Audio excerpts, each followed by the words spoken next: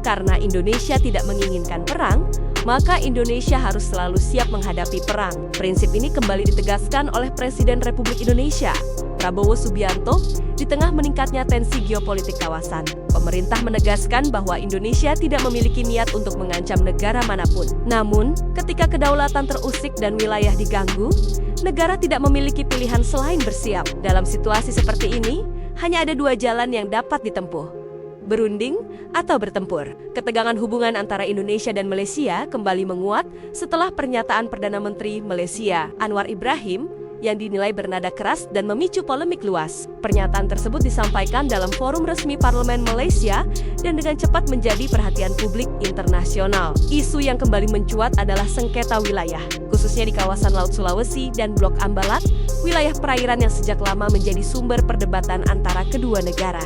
Menanggapi perkembangan tersebut, Presiden Prabowo Subianto langsung mengambil langkah tegas. Ia menugaskan jajaran pimpinan TNI untuk memastikan kesiapan penuh seluruh matra pertahanan negara. Arahan itu bukan sekadar simbolik, melainkan sinyal bahwa Indonesia serius menjaga kedaulatannya. Dalam salah satu pidato pentingnya, Presiden menegaskan bahwa bangsa Indonesia adalah bangsa yang cinta damai. Namun justru karena itulah Indonesia harus siap berperang. Kesiapan ini bukan untuk memulai konflik, melainkan untuk mencegahnya.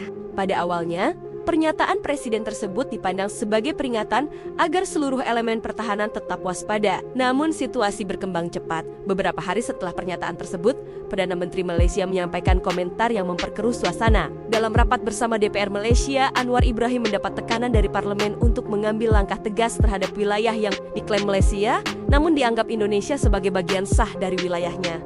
Dalam forum tersebut, Anwar Ibrahim menyatakan bahwa Malaysia tidak takut menghadapi kemungkinan perang dan menegaskan sikap negaranya terhadap Indonesia. Pernyataan inilah yang kemudian memicu reaksi luas, bukan hanya di tingkat pemerintahan, tetapi juga di ruang publik. Media sosial di kedua negara langsung dipenuhi perdebatan panas. Warganet Indonesia dan Malaysia saling menyerang argumen, terutama terkait klaim wilayah seperti Blok Ambalat dan sejumlah desa di Kalimantan yang diklaim masuk wilayah Malaysia. Perang opini pun terjadi lebih dahulu di jagat maya. Perdebatan berlangsung sengit, menunjukkan betapa sensitifnya isu ini bagi kedua bangsa. Ambalat kembali menjadi pusat perhatian.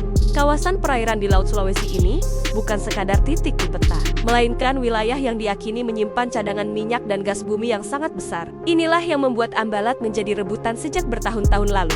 Akar konflik Ambalat bermula pada tahun 2002, ketika Mahkamah Internasional memutuskan bahwa Pulau Sipadan dan Lijitan jatuh ke tangan Malaysia. Sejak putusan tersebut, Malaysia mulai mengaitkan Ambalat sebagai bagian dari wilayahnya. Namun Indonesia menolak klaim tersebut. Berdasarkan Konvensi Hukum Laut PBB tahun 1982, Ambalat masuk dalam zona ekonomi eksklusif Indonesia. Dokumen, peta resmi, dan dasar hukum internasional menjadi pegangan kuat Indonesia dalam mempertahankan wilayah tersebut. Ketegangan sempat memuncak pada periode 2005 hingga ke 2009. Beberapa kali kapal perang Indonesia dan Malaysia berhadapan langsung di laut. Situasi saat itu nyaris berujung konflik terbuka.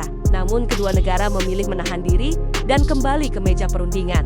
Sejak saat itu, ketegangan mereda. Meskipun status Ambalat hingga kini belum sepenuhnya diselesaikan secara final, dalam perkembangan terbaru, Perdana Menteri Malaysia menjelaskan bahwa hingga saat ini belum ada persetujuan resmi terkait wilayah Laut Sulawesi. Perundingan memang pernah dilakukan, pembahasan juga berlangsung, namun tidak pernah dimuktamadkan. Pemerintah Malaysia menyatakan bahwa mereka memilih jalur diplomasi dan berupaya menghindari ketegangan, apalagi konflik militer, sekecil apapun, antara angkatan laut kedua negara. Malaysia menekankan bahwa hubungan dengan Indonesia sangat penting dan strategis. Hubungan politik, budaya, ekonomi, sosial, bahkan hubungan personal antar pemimpin negara selama ini terjalin sangat baik. Karena itu, kedua pihak sepakat bahwa konflik bersenjata harus dihindari. Namun di sisi lain, Malaysia juga menegaskan bahwa sebagai negara berdaulat, mereka tidak dapat begitu saja menyerahkan klaim wilayah tanpa proses perundingan yang jelas. Indonesia pun mengambil sikap yang sama tegasnya. Pemerintah menegaskan bahwa kedaulatan adalah harga mati. Tidak ada kompromi terkait wilayah negara. Proses perundingan harus terus berjalan, namun kesiapan militer tetap menjadi prioritas. Presiden Prabowo Subianto berulang kali menegaskan bahwa Indonesia tidak mencari perang, tetapi tidak akan mundur jika kedaulatannya diganggu. Di tengah meningkatnya tensi regional, Presiden Prabowo juga mengingatkan tentang potensi meningkatnya ancaman konflik global, bahkan kemungkinan pecahnya Perang Dunia Ketiga. Pernyataan ini bukan tanpa dasar. Dalam berbagai kunjungan kenegaraan, Presiden bertemu langsung dengan para pemimpin dunia dan memperoleh informasi langsung mengenai kondisi geopolitik global. Menurut pengamat hubungan internasional, peringatan tersebut harus dipandang serius.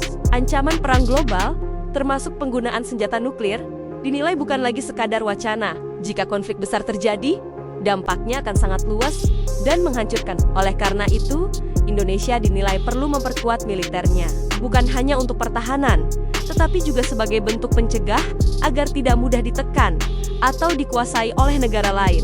Indonesia adalah negara yang kaya, sumber daya alam, dan memiliki pasar besar, sehingga selalu menjadi perhatian kekuatan global. Dalam konteks inilah, modernisasi alat utama sistem persenjataan menjadi penting. Presiden Prabowo menegaskan bahwa tidak boleh lagi ada ketergantungan pada persenjataan usang. TNI harus dilengkapi dengan teknologi modern yang mampu menghadapi tantangan zaman. Beberapa pesawat tempur baru, termasuk Rafale, telah tiba di Indonesia sebagai bagian dari penguatan pertahanan udara. Di laut, kesiapsiagaan juga ditingkatkan. Beberapa kapal perang Indonesia dikerahkan untuk berjaga di kawasan Ambalat. Langkah ini bukan untuk provokasi, melainkan sebagai bentuk kehadiran negara di wilayahnya sendiri.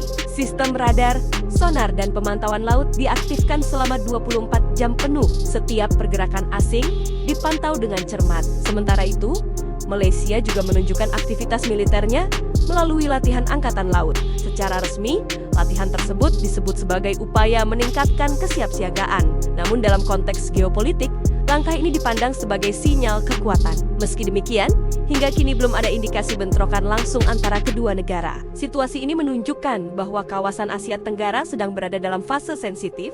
Kesalahan kecil dapat berujung pada eskalasi besar. Oleh karena itu, diplomasi tetap menjadi kunci. Indonesia dan Malaysia diharapkan dapat menahan diri dan menyelesaikan sengketa melalui dialog yang adil dan berdasarkan hukum internasional. Di dalam negeri, Presiden Prabowo menegaskan bahwa TNI harus selalu siap siaga. Kesiapan personel, persenjataan, dan sistem komando harus berada pada level tertinggi setiap saat. Arahan ini sekaligus menjadi pesan kepada dunia bahwa Indonesia adalah negara berdaulat yang mampu menjaga wilayahnya sendiri. Pada akhirnya, pilihan tetap terbuka, berunding atau bertempur.